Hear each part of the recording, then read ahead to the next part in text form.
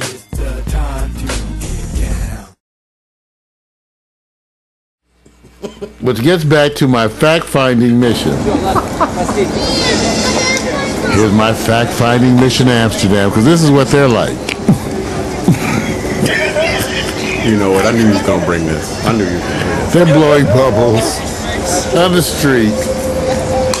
And so actually he's tipping him for this. He's got a thing that's blowing bubbles.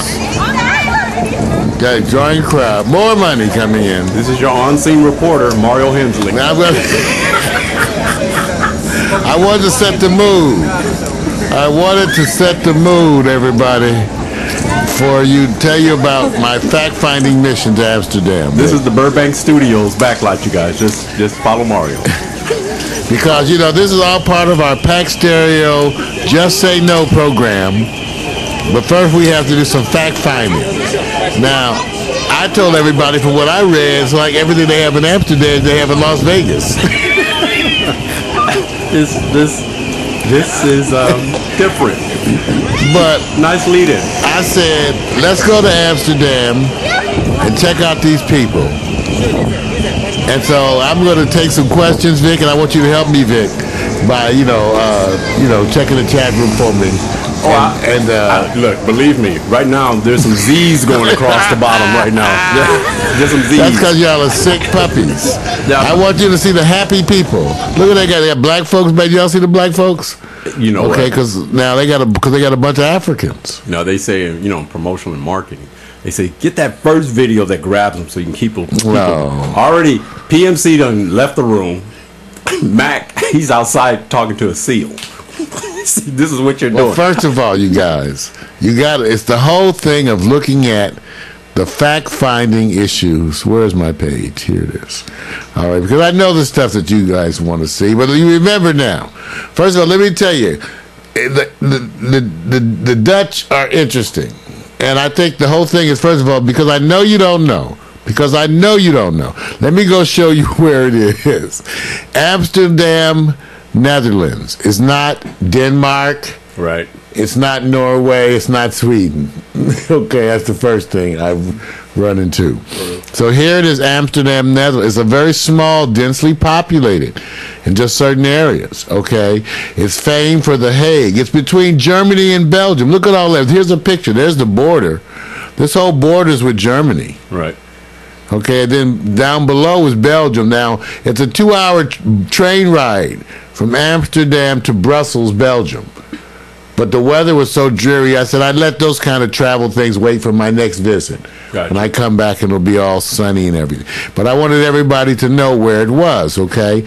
Now, it's important because Amsterdam, the city of Amsterdam, is actually the capital of the Netherlands, okay? The Netherlands has other names for people because it's actually a group of areas that came together. For example, it's known as Holland. Right.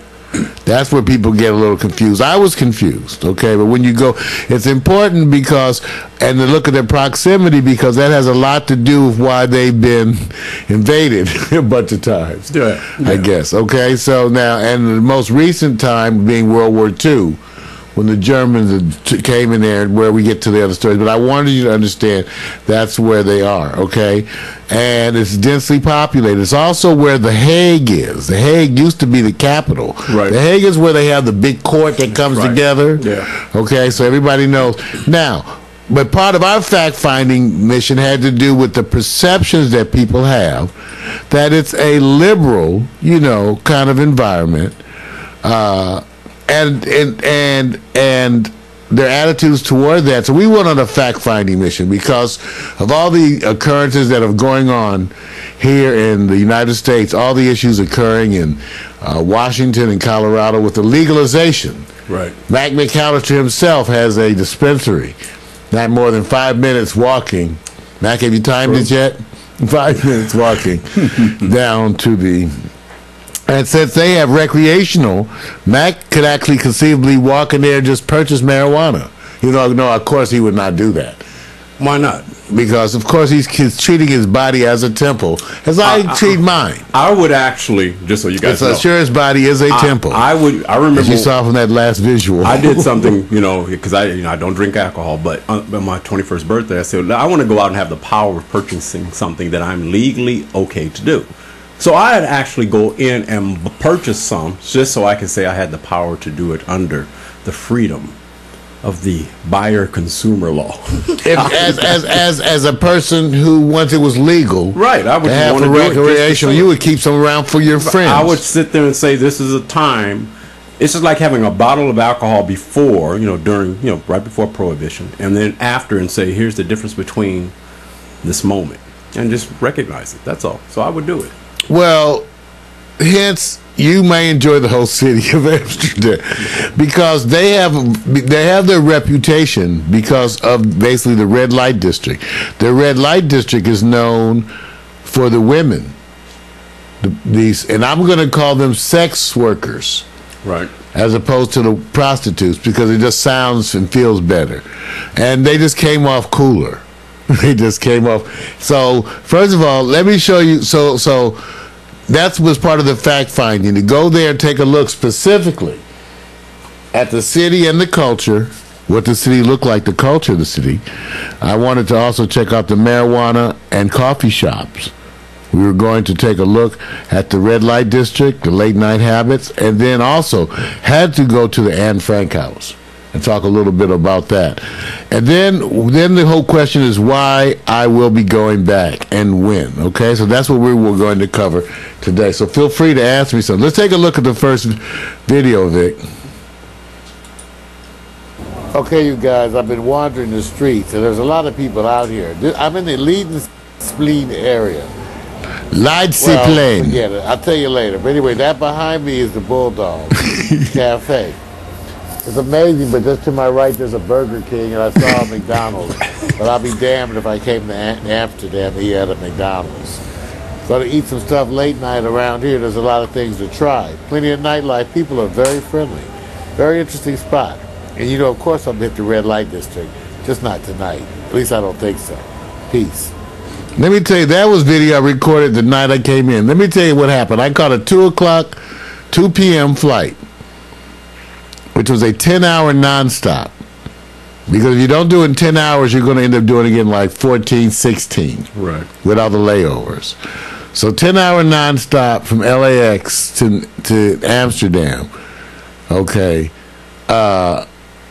Left at 2 p.m. And 10 hours later, I got there and it was 9 a.m. in the morning. Very early. So I went to the hotel. Now everything is so super organized, and I knew this because I had watched everything on the internet. But I decided to go the inefficient way, which is more comforting. In other words, I took a shuttle. You could just jump right on a train, go right to the central station, and get another train, and go right to in front of my hotel. I mean, like across the street. Right. But that was too challenging, so right. I just got the shuttle from the airport for the equivalent of 17 euros. Now, 17 euros is, you have to multiply it times like 1.4. I just go like, so roughly 1.5. So 17 euros, you can add maybe 8 to that. So it's like $24. Right. So they got me to the hotel like 10:30. Before I got my bags, waited around, got the shuttle. And so when I got there, they said, well, the check-in time was 3. Oh, yeah. Which they're used to going through this anyway. That's everything. So I said, look, can you hold my bags? Oh, of course. We'll check you in, blah, blah, blah, blah. And then we'll email you. I mean, we'll text you when the room is ready, whatever time. And, of course, they had the room ready within an hour. Oh, good. That's good. But where I was staying is the Amsterdam Marriott in the middle of Leidseplein. It's right. like the hottest part of the city.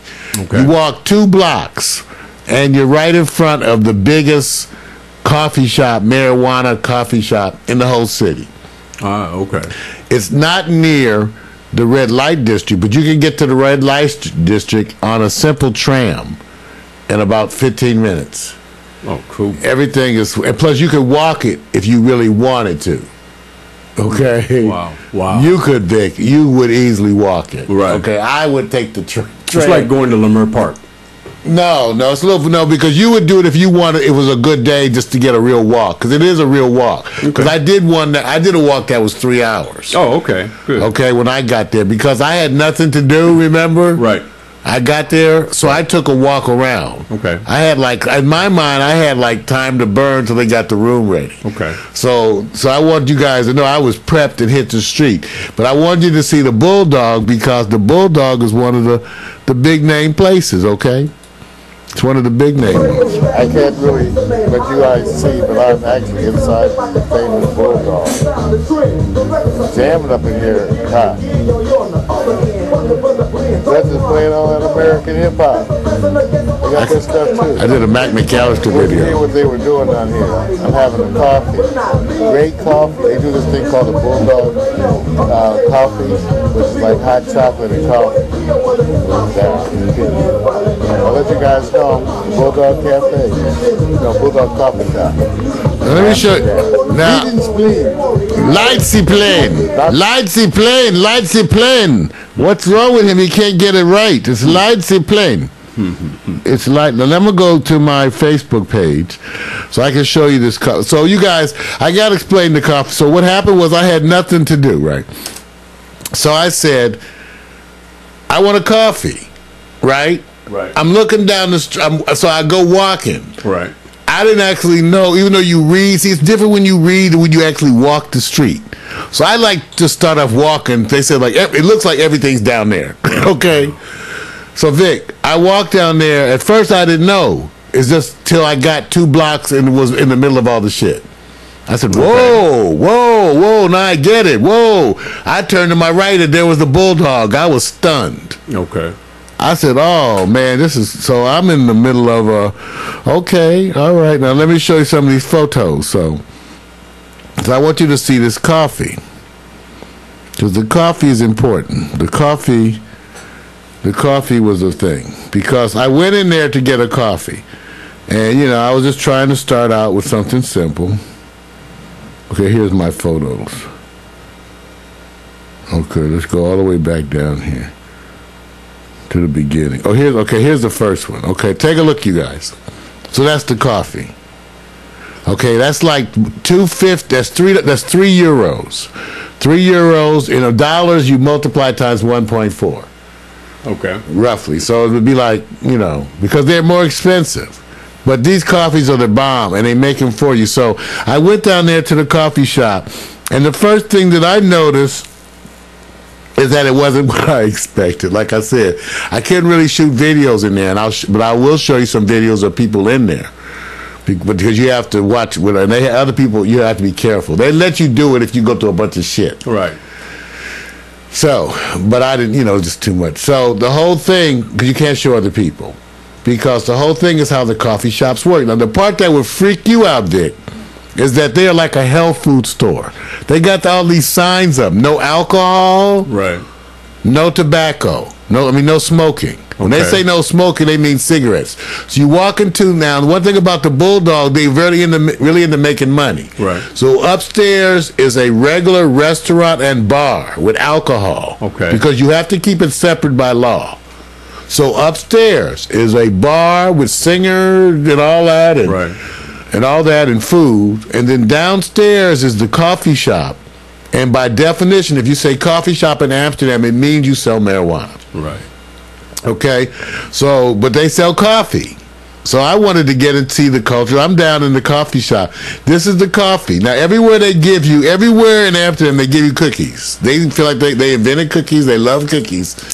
They say they invented cookies and fries, and they just give you cookies everywhere. So now what's tripping me off about this place, now I'm down there, is that they're like a health food store. They got oranges piled up, fresh squeezed orange juice, spice cake. Everything is laid out like you would think is in like a health food coffee shop in L.A., if you could imagine that, or even in Port Townsend. And sometimes people would pull out a pack of cigarettes and set them down on the counter. They would tell them, you can't have those out here. But they had a separate room where you could go and smoke cigarettes. Right. Okay, now this is a country where 25% of the people smoke, but it tells you how their attitudes are. They are what you call very pragmatic. They don't want to offend people's choices, but they just put in rules. So they are very strict. Like you would walk in there and smell no cigarettes whatsoever. The air ventilation is totally clean. It's absolutely amazing, and people are smoking marijuana. Here's the thing: so you walk in there, and if you want marijuana by law, they can't. You have to ask for stuff. But when you ask, they point you to a little booth, and there's a guy sitting in the booth, and you go over there, and you can order. You press a little button, and you can see a menu, and then they have marijuana in there. Basically, it runs. They're selling you like an ounce. No, excuse me, not an ounce. A gram. Right. For $12, roughly $10 to $12 for a gram. You buy the marijuana there, and then you can sit anywhere in the coffee shop. Now, in the coffee shop, they will loan you bongs, pipe. They will give you papers. They sell little pipes, every accessory you need. They sell all of that, and they have this whole health, food, consciousness thing going on. Now, the other trip is that in Amsterdam, they don't tip like here. Right. Everywhere I was told I was over tipping when I was talking to people. They say basically they do a tip 5 to 10% only when you really do something special. Right. So they were like, no, you wouldn't routinely. No one's tipping here. Right. Almost no one. Every now and then someone will tip who really likes the people, and they're usually a foreigner. Oh, good. But they told me, the guy said, no, he said, Mario, he said, because I'm talking to, later on, you'll come to know him, Benjamin City. I get to know the guys working back there, because I'm asking them questions, because I'm from L.A., they want to talk. So he said, no, Mario, no. He says, no, the most you tip, because you got a West Indian kind of accent, even though he speaks Dutch. The most you tip is 5 to 10% if you really like it. Right. But you don't have to tip. It's not expected. Right. It is not expected to tip.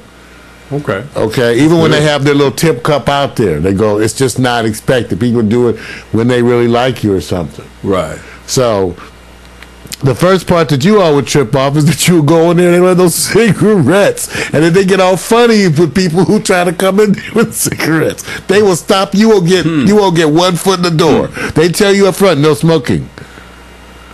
But Amsterdam's like that. There is no smoking indoor, and they have really specific rules, even though they have a high smoking population. But that tipping culture will eventually change, because, as with any place, when it hit over here, you remember how they offloaded the per hour wage by saying, we don't want to increase your hourly wage. We want to defer it by requiring certain groups, certain numbers they will have a automatic tip, or it's like a surcharge to me. I don't see that expanding, because it's just not a part of their culture. Well, I'm not saying it won't. It'll be like, it's almost like telling people who are very enriched, who have a lot of money, who wants to do that, to tell them you cannot do it, versus they say I have the right to do it. Oh yeah, you could say, it's just that what you realize is that the United States is the outlier on that. Most of the world doesn't do it with a 15. They find that outrageous, and they're just.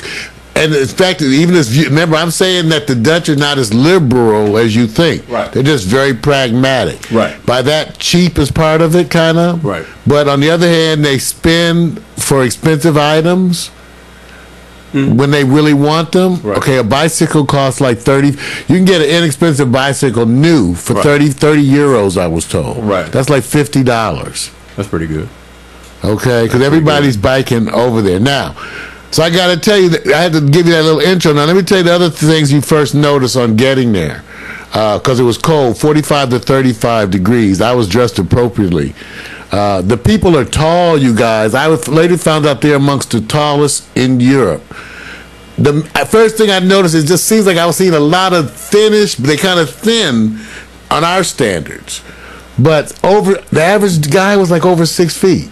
I mean, I'm seeing a bunch of 6'4"s, right? A bunch, Vic. So I'm noticing, damn, they got a lot of. Then I'm starting to look at the women. I said, you know what? They're kind of tall too, right? And so they have that whole tall thing going on. Like they have a bunch of those tall, statuesque type women, blonde, statuesque, tall looking, and because they bike and walk everywhere, everybody has legs. I've never seen a city with this many legs, looking this good. Right. Everybody, even the people who weren't upper body developed, even if they were overweight or underdeveloped, had legs. Yeah. Because they were all walking. I mean, you could look at legs all day. Yeah. They're biking everywhere, and they have these stone streets that are beautiful and wonderful, and all this old stuff going on because they have all these canals. But they bike like it's the Autobahn, and believe me, I stepped on the biking thing too many, and one time a guy yelled at me, "Hello!" Because they get pissed off. They ring their little. You don't stand around. It's their area. Right. That bike path is like the bike path. It's not like, don't be casual with your American ass standing on the bike path. You could get hit. Right. Okay? Right. And also the bike path has motorcycles, and these people are biking. Like even old people think that's too fast to be biking. I mean, little old people biking past you, they're like moving. I'm like, what the hell? I'm like jumping off the road and shit. That scared the shit out of me. I said, okay, I get it. I've been warned in the reading stuff, but it's different when you experience it. Right. Don't get on the damn bike path. Right. It is like the street to them. It's a street for the bikes. Right. It's not like a bike path to us. It's a street for the bikes. And they drive like crazy on that. It's like an Autobahn. So they all have like baskets and stuff on it and shopping things, and they're like going to work. Shows you how lazy our country has become, I guess. So and these, right? Okay. I had to go there. I mean, they're good. Hey, look, you're pointing out something where they go, you've been spoiled by your capitalistic ways of being serviced. Convenienced has made you lazy, and you are now slow and out of shape. Well, yes. Yes. Okay. So remember, this is a special episode on Amsterdam because I'm trying to give you perspective. Hit me with the questions because I got to give you the whole point is to give you the Mario take on it, right? That's what I realized. It's not you can get travel shows on Amsterdam, right? I'm gonna give you the Mario take. Okay. Well, yeah. Well, like I said, there's only 3 things you want to know in Amsterdam. There's more. There's only 3 things you want to know. Hopefully, yeah. Do your best. Do your best. Okay. Okay. So I have a travel guru. Now people say, "What is that?" I found a guy on the internet that I loved his approach to traveling, and his name is Rick Steves. He's got a bunch of travel guides. And because of the way he tells you to approach these things, even though I got on a plane at 2:00 in the afternoon, traveled 10 hours, and got off and it was 9 in the morning, I had to reset my thermostat and get moving. So that's part of what you do. Plus, this time I had no choice anyway. I had to actually let them hold my bags, and I had to wait till they had my room ready. Right. Technically, that could be 3:00. It was like 10:30 in the morning. Okay. But I had an attitude that was right. Right. I was like, they'll try to get it open for me early, and and like I told you guys, it turned out it ended up being 11:30. They text me at 11:30 that the room was ready, and I could come and get it. They had already given me the key and everything, said it would be active at that time. So, but that's okay. I started out on my walk. So it ended up that I did, starting out the first day, a 3-mile walk. Right. So now, getting out there, I'm just going through some of the pictures here. Remember, I'm dressed, okay. Now, this is actually that night, you guys. I was in Leidseplein. So that's where all the hot stuff was going down. There's a lot of people hanging out. Okay, now if you just want to go hang out, like you could walk 2 blocks, and there's a lot of people out in the square, including a lot of babes. And they're pulling up on their bicycles and scooters. I just couldn't be weird and obnoxious and sit out there taking pictures of people. You guys, it was just too weird. It was too because it just wasn't the vibe. But they're pulling up, and very exotic people with speaking different languages. Right. Because in Amsterdam, this is what they say: the typical Dutch person speaks English, Dutch, and German, then 1 or 2 foreign languages. That's a quote. So they don't consider English and German and Dutch are their home languages. Right. So everybody speaks English. They even say you can try to speak Dutch, but they're going to always answer you in English because their English will be way better than you could ever imagine. They'll just kind of smile at you because everything in Dutch is they have a lot of you're talking. Wow. Like you got it's like you said you always think they like you might have, but they're not spitting on you, but you think about it. Wow. They have a lot of okay, in their languages. Cool. All right. So anyway, I did this walking tour, but like I said, the lights in Plain Square. If you want to just hang out, you can go down there and hang out in the square. To your right will be the Bulldog Cafe. The left across the street there'll be like people selling donuts, bratwurst. That was I came back at night. See, I don't have the pictures I took. Okay, let me see. This is all me getting ready to hit the streets. Let me see. Yeah, I was walking up there. This is at night. I came back. See, everybody, bicycles everywhere. Okay, this is the skating rink. There's that coffee again. Okay, this is a different day. Oh, here's one of the. This is an example. They're taller like this. The women, see how tall they are, Vic? Mm-hmm. They have a bunch of the kind you like. The Amazon. These are the white Amazons. The white Amazons. Yes. Oh, okay. They have a bunch of them. About 5'6". I got you. No, you're right. And like I said, thicker. A lot of them, but if they're different up top, they're going to be. Let me tell you. So. There's a lot of stuff to see when you first hang out. The coffee shops I told you. I'm going to show you. I'm going to come back and show you some videos. Now, first some quick pictures. This is the Kipperlings. They love these fried fish. And this is an inexpensive dish they have everywhere. It's good. And you get it with a beer. There's a Babes. I was at the seafood bar. This is the mussels they brought me. I got some videos about this. Is the seafood bar. I just was passing it by. That's when I was walking through their area that was like a mini Beverly Hills. See that picture? All that down there is shopping. So all the ladies, I just was moving fast. All that down there. What y'all want to see? This is in front of the Van Gogh Museum. And there I am in front of the Van Gogh Museum. Walking around. That's in front of the Milkway. One of the biggest and most well-known nightclubs. They have live stuff and dance stuff, and we're going to talk about that in a second. These are just my videos. That's outside my hotel window. Yeah, I got to have the special view, and you walk right up here, and right up there, when you see that building at the end, in front of that is the square. Okay. Where everything is happening. See what I meant about how close I was? See the tram to the right? All of that. Now, this whole area, if you look on the road, this whole little area, they have a bunch of cobblestone. It's not cobblestone. It's brick stone streets with the other streets. It's amazing how they've kept up the old stuff. Just amazing.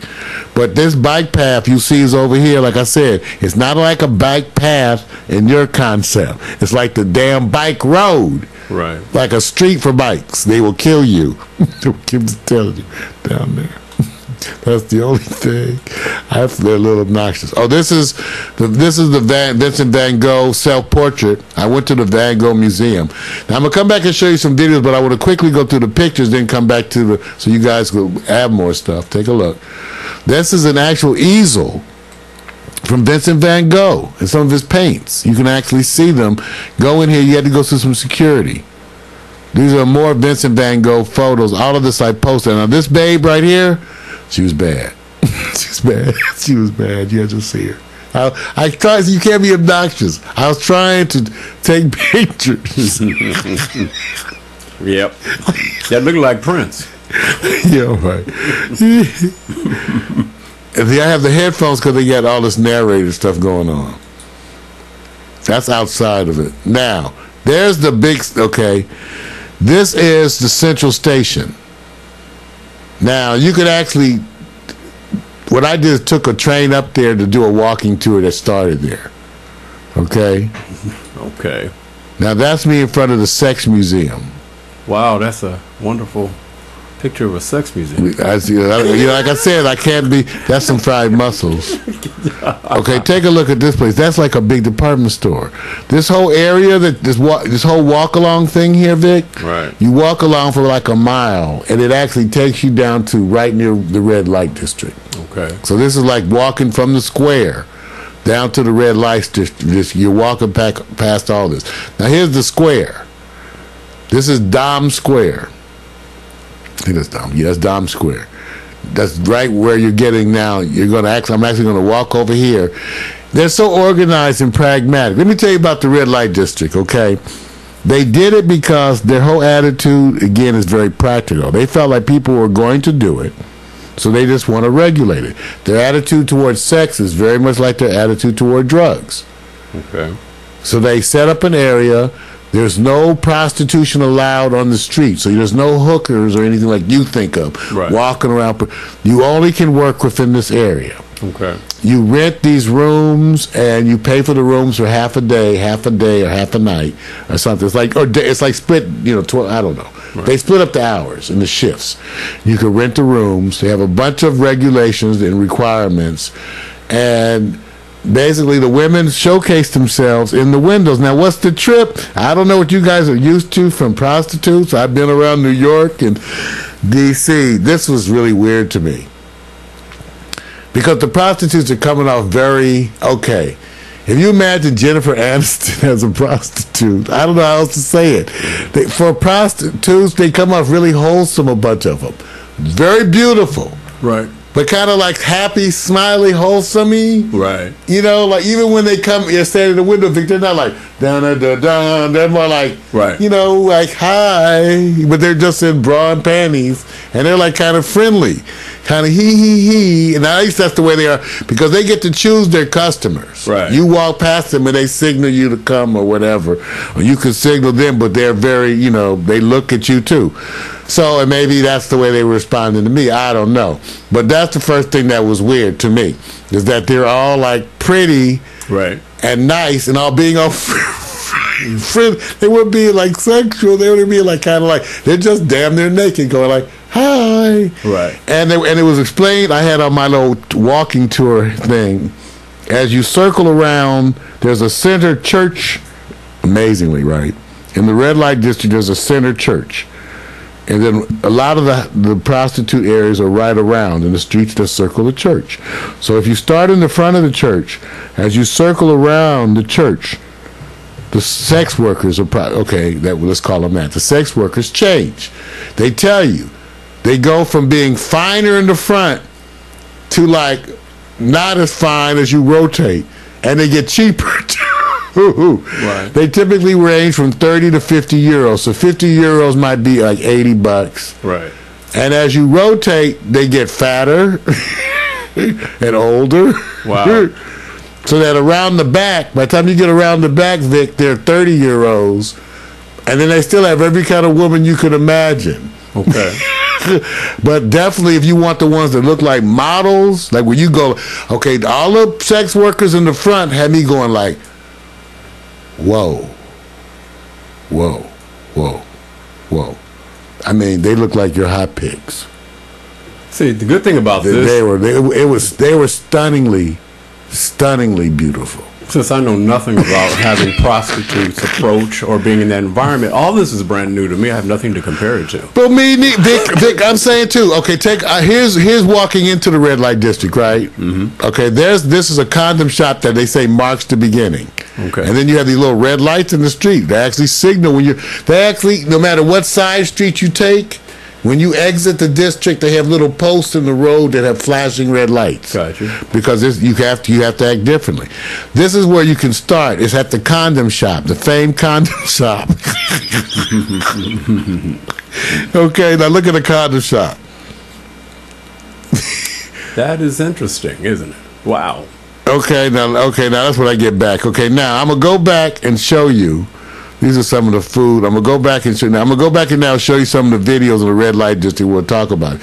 But remember, I told you the first thing that got me, you guys, was that they were stunningly beautiful. Stunningly beautiful. Okay. in that front section, I was like I said, I was like, whoa, whoa, whoa, whoa, whoa. Let's take a look at this playlist.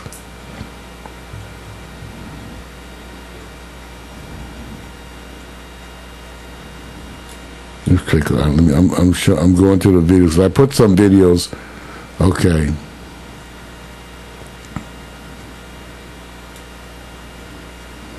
Hacking into the, I'll tell you about that one.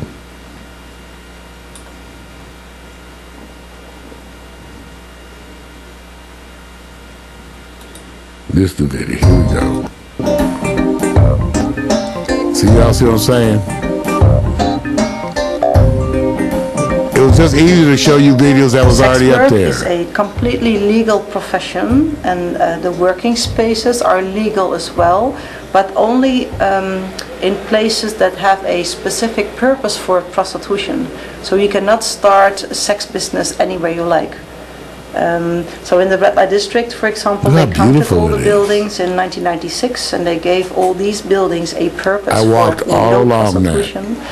And they said, we never want to have any more buildings in Amsterdam than the ones they counted at that time. The people that own the buildings need a license, and they have to apply for a new license, I believe, every 3 years.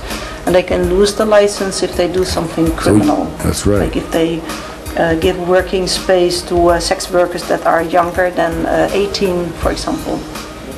I think it's important to explain more to people from a sex worker's point of view. I went right over there. Especially these days, you know, people have so many dramatic and negative ideas about sex work.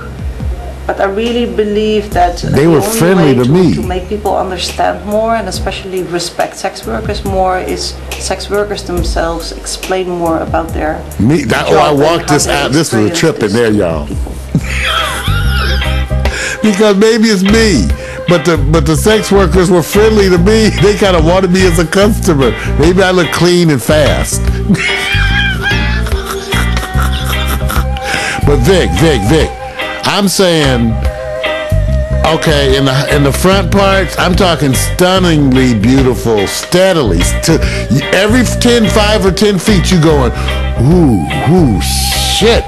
I felt embarrassed to go back and look at them like that, you guys. That was the main thing. I had trouble standing there looking through the window at them. Wow. People think because they're just going to stand there and they don't care. But I was embarrassed. Idiot that is approaching them. Like they don't look have at them, the Vic. same rights as Vic, they were waving at me and come in, winking, and they're being all Jennifer Aniston. That sex workers do have all the sweet same and rights nice. as any other human being in the world, so you can refuse. They must really have a clamp down on showing any of the women really where you could really get an example of them. I guess they keep that out of their culture. They don't want no displays. No, okay, you guys. I asked a few girls. I did ask some girls. None of the people I wanted me to shoot videos of them. A little shorter, sometimes a little longer. Sometimes they make the they're just too shy. Oh no. And sometimes they give a little of both. But I'm saying they were liking me, whatever. They were waving me over. Not the customers. Of course, the customers can have some money with me. But I was like, this is too weird. I don't like that kind of stuff. I'm not a prude. I just don't feel comfortable. But sex workers choose their own way of working. So I walked through this alley right through here, and they were waving me in all the spots. Self-employed. And like I said, y'all would gasp how beautiful. And a whole bunch of mixes too. Like they had a bunch of black women, mixed Dutch black women, which I saw in the streets too. That was baddish. They were bad, Vic. Right. Speaking, I was looking at them. Down to Dom Square. Yeah, I think that's the exchange behind me. I don't know. It's crazy people are out here. A lot of stuff happening. I'm on my way to the red light district. I'll let you know. Fun time. Peace. So I'm working down my way down that square, walking it. Now I'm finally at Dom. Mario here at Dom Square in Amsterdam. Man, I've been traveling around. I'm old. It gets kind of hot and heavy because this is the entrance to the red light district. And you can tell this place is bustling. Look at all the people. Look at all bustling with people out here. It's about 6:30 or so at night. They say this is the time to come before it gets too weird. Yeah, they say after 10:30 it gets weirder. Of the red light district. Now I don't actually show you. That's why I showed you the other videos. Because you can get busted, the police. And they call the police. All right. Here we are again at Dom Square. The prostitutes ringing, thinking the police come. That's they don't have pimps. The main square. I mean, that's not the way it's set up. The police provide protection. Right. All the rooms are wired for stuff. You do anything. All over the place. Take a look. I walked, Jack. Y'all be proud of me. I just came down right My old ass was moving. We're headed on to the red light district. I'm Mark Hemsley here on location in Amsterdam. Fact finding for you all. For you all. Okay. We already showed them. Yeah. Okay, you guys. I just came from a tour of the red light district. That's wow. Okay. The women you could actually walk around and the women start to change as you go from section to section. They get heavier, more ethnic. It's a trip. It's really a trip. And the ones, I guess, that want you as the customer attempt to signal you or whatever. So I want y'all to know I'm down there. I can't show you the girls, but wow. That's crazy. That's crazy. I think I'm going to stroll back through. I'll check in a second. I was totally messed up, y'all. Okay, you guys. Here I am. That's later on. So I was messed up by the whole thing. And I tell you what got me was I wasn't ready for the attitudes of the women. I wasn't ready for how beautiful they were. They had a lot with butt. They had a lot of ass. Right. A lot of the Dutch women have ass now. I don't know, maybe like the white women here in the U.S. A lot of ass. So I was kind of stunned by how pretty they were and how upfront and I kind of know what I would expect. It's just they came off all friendly, you guys, all nurturing, kind of like, hi. And like I said, it was like Jennifer Aniston or what's my girl? I'm thinking of the American actresses. My girl, I'm trying to think of Jennifer Aniston and the other one who had the husband who was cheating on her with the motorcycle guy. I'm black on her name. I can't even remember. Who was married to the motorcycle, Jesse James. Oh. Sandra Bullock. Yeah.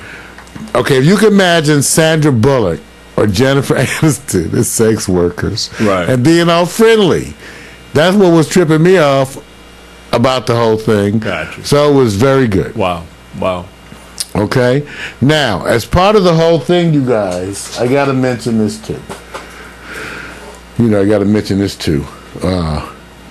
We're going to go and take a musical break, and then I'm going to come back and show you a little bit about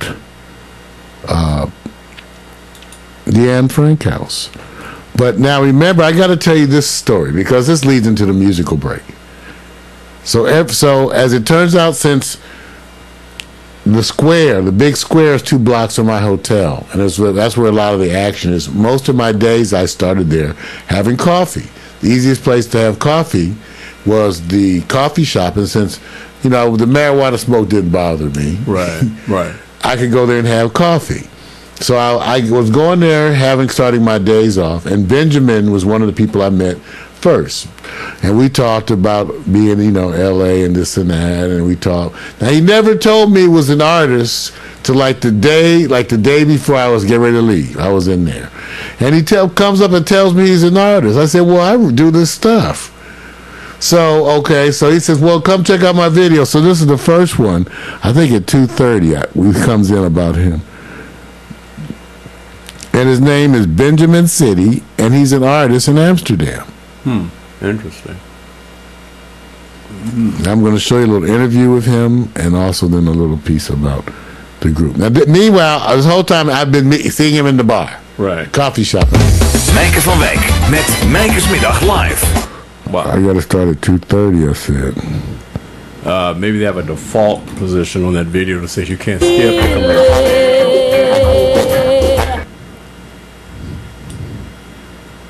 Bierbos. I like this babe. That's a typical Dutch-looking woman. Freedom, maar dan... Er is Niels Brouwer, hebben een nieuwe prachtige plaat gemaakt met allemaal Songs of Freedom, maar dan vertolkt op geheel eigen wijze.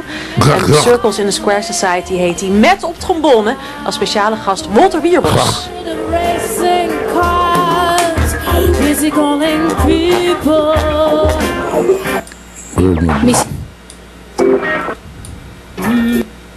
het nieuwe soul-talent van Nederland.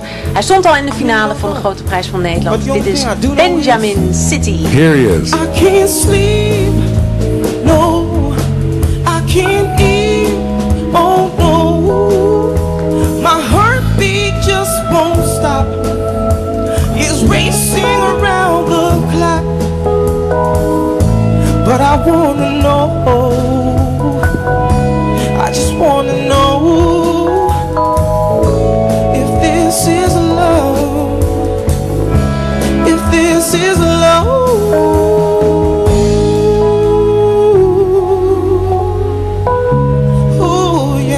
Ik ben begonnen met de gitarist Gerson Raams, ideetjes uitwerken en vervolgens heel de band erbij gezocht en hier zijn we. Is het niet eigenlijk heel gek dat je eerst alles zeg maar op je laptop al gemaakt hebt en dat je daarna denkt van oké, jongens, dit gaat het worden, zo I like to klinkt watch het black en nu people gaan jullie speak dit other zo doen. languages too. Nee, ik denk dat het gewoon samenspraak is. Je gaat gewoon gezellig met z'n allen in de ruimte zitten en je maakt gewoon samen een track. Dus ze klinken echt niet zoals ik ze origineel Hear heb. all that stuff? He loves D'Angelo. He was telling me how much he liked D'Angelo. Came in my head, you put a spell on me. Can someone help me, please? Is there a doctor in the room? He's got a CD supposed to be coming. 'Cause I don't know if I'll get better soon. He's a perfectionist now. I'm gonna show you the studio they set up. I'm looking for Dr. Love. I need to know what's happening to me. I'm looking for He makes a great coffee. Dr. Love. Bulldog coffee. All right, so that's Benjamin City. But now, having shown you that, let's take a little listen here. Make sure I have the right stuff in here. Yeah, because some of these I can't remember. This one, yeah, I guess. That's not the one I wanted. What's another artist? I had another Benjamin. That's okay. I'll get it real quickly. I had another Benjamin City video that I want you guys to see, and then so we're doing. I know we have a little extended. I wanted to get all the trip stuff out.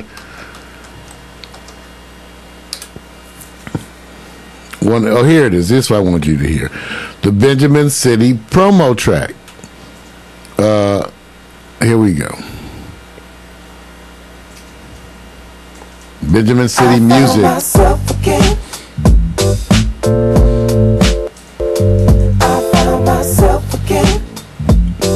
CD's coming out soon. Write them and tell them you heard it here. Easiest place to find them is on YouTube. They're just starting to get hip to Facebook over there.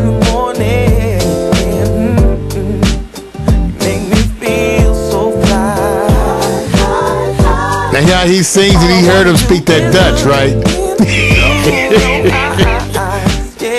And when he speaks English, he kind of has I thought it was kind of a Jamaican accent, I thought. The English.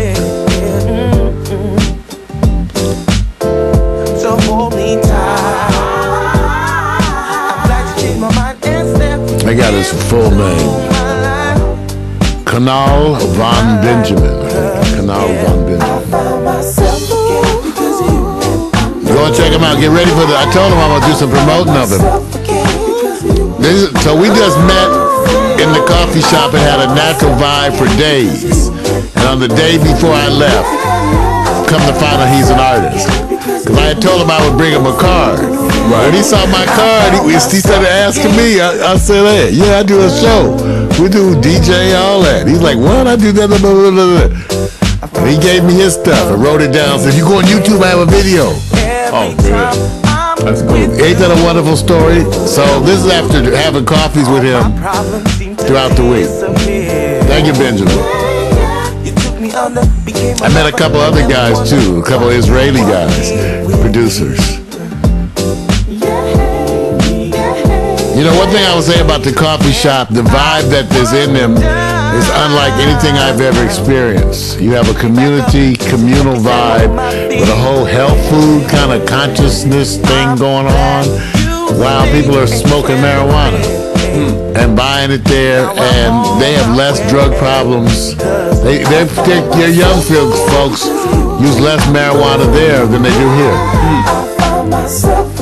Once you're 18, you can go to the coffee shop. And they were carding people like crazy. Funny they didn't card me. Right. It's not at me. You going in. I said, why? I look under 18. Cigarettes are expensive as hell all over the world. I found some places that almost is, they're paying like 10 or 12 euros. That's like $18 a pack. You save me like a service on Sunday. You're listening to Benjamin City. And all I wanna say is thank you, thank you, thank you. I'm not tired. Now we still got the new sports and hot picks. Benjamin City, Amsterdam artists, indies. I told them when I come back I'm going to be prepared for some other stuff. Man, because I'm telling you, that Milkway nightclub, that is like a complex of like 8 different things. They have a concert hall, 2 or 3 small club halls, Vic, and a movie theater. They were having a film festival and a bunch of... That Milkway, which is, again, 2 blocks, Right. is a hot spot. Way different attitude. That's where I was in there in the night. I was inside the Milkway and experiencing what they had to bring, and it was a little crazy. It was a little crazy in the Milkway. Good. I'm like I said, it's one of those things where you have to go there to experience it, because it's not like the U.S. where we're open to really a lot. The more you discover and show, they're not quite there yet. They're still. The good thing about what they have is the freedom of openness, expression. No, they're not. There's really no conflicts about philosophy and everything. But the other part is you got to go there to really experience it, and that's what you're saying. It says I can't really show you, and I have to show you outside of it. But to experience it, it's like Snoop Dogg when you showed that video.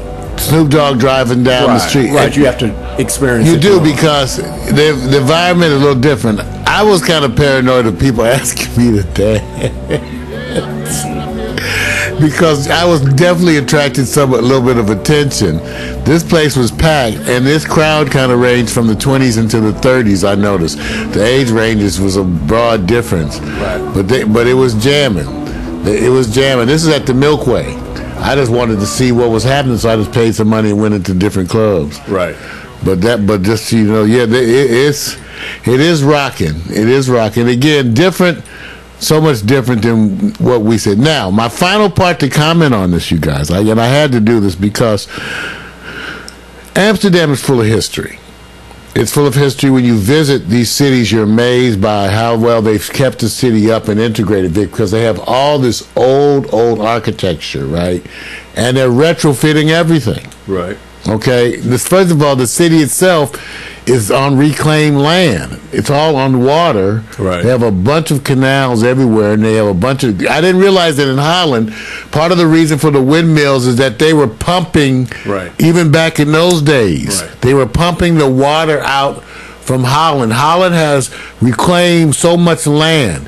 You know, the Dutch are the ones who come over here and consult with us about New Orleans. Right. Because they are the world's experts. Right. At reclaiming land from the ocean. Gotcha. And so they've been coming over and doing everything and donate. Now, but as a young person, I read the story of Anne Frank. So for me, part of any trip to Amsterdam had to involve visiting the Anne Frank house, where Anne Frank and her family, under threat when the Nazis invaded the Netherlands, and started to institute their policies. They did a whole evacuation of Jews. At that time, it was estimated, I think, that 20% of Amsterdam was Jewish. Right. So I think it's well over 200,000 people were removed. Now, Anne Frank's father had moved them already from Germany to the Netherlands to run from Nazi persecution. He had two businesses. He made pectin for the jams, and he had Spice Company. Okay. And what happened was, as the Nazis were closing in, like a lot of the Jews, he started making plans. He had already moved to the Netherlands, so he decided to go into hiding. He transferred his business to his longtime associates, because any Jewish business was being confiscated. Right. So he transferred the business, and then he moved into the back of his office building, where because of a hidden stairway, there was a hidden, what they called, Anne Frank later called the secret annex. Right. Where they moved in there and actually stayed in hiding for 2 years. Wow. During the German occupation of the Netherlands. Now, let me just tell you something. The Dutch did not take that lightly, their occupation. So after the war, they went vigorously after every collaborator. It's interesting. You go look at this history. Right. They were appalled. Because, first of all, they have this long history of tolerance. So they don't like when people do intolerant things in their country. Right. And this whole thing with this mass evacuation. So I had to visit the Anne Frank house, you guys, and I did the tour. I walked behind the fake bookshelf, and they still have the same one, Vic, with the same stuff on it. Because of generous donations, they actually were able to buy the house and the adjoining houses at 263 Prinsengracht. An address that'll always be in my mind. Right. And I got to show you, at least everybody, a brief part about the Anne Frank house. Because even at that time, when I was 12 and 13, and I was dealing with the civil rights movement here in the United States, it reminded me so much of the struggle worldwide with people who would hate you or do these things to you simply because of your race or your religion. Right. For the Anne Frank house. Right now I'm standing at the roof of the Anne Frank house, the offices, and next to me is the secret annex, famous for the hiding place of Anne Frank. In this secret annex, she and 7 other people lived in hiding for more than 2 years. And this little window gave her a view at the Western Church. Here's the Anne Frank house. Here you see the front of the company of Anne's father, the warehouse and the offices. When it became difficult for the Jews during World War II, Anne Frank decided to go into hiding in his company, not the front house but the back house, which is quite common in Amsterdam. They got 2 notices to report. You just saw the back house, the secret annex. Now you see the company. For more than 2 years, Anne and her family and 4 other people were here in hiding. Look at the bicycles. This is the famous place where you see the rooms, the actual hiding place. You see the pictures Anne pasted on her wall, the bookcase. And I walked right through that. See that, you guys? I want you to see that because that was so important to me. It's like when you go to see this is the fake bookcase, and that was where you stepped up, and it was your entrance to the secret annex. So I got a chance to walk through. It gave you chills. The stairway that led up to the hiding places. Everything preserved. Everything, like they said, they have Anne, how she decorated the wall. AnneFrank.org and take a special look at the secret annex online. So I want to just tell everybody again, those examples. And what's funny is while I was there, Vic, I actually got emails from people saying, Mario, make sure you go by the Anne Frank house. Oh, that's good. They really did. People were like, make sure. Yeah, right. Make sure. I said, well, yeah, I actually did. And what can I say? It was wonderful. What do I say? It was wonderful. So you guys, I'm going back probably April, May is the big flower time. April, May, and then June is still their summer time. But that's when they're all out. And if they were out like that, like the night I left, right, night before I left, I was out there at 1:30, Vic, in the square, and there were people still out. All the stuff was closed, so I had to eat at Burger King.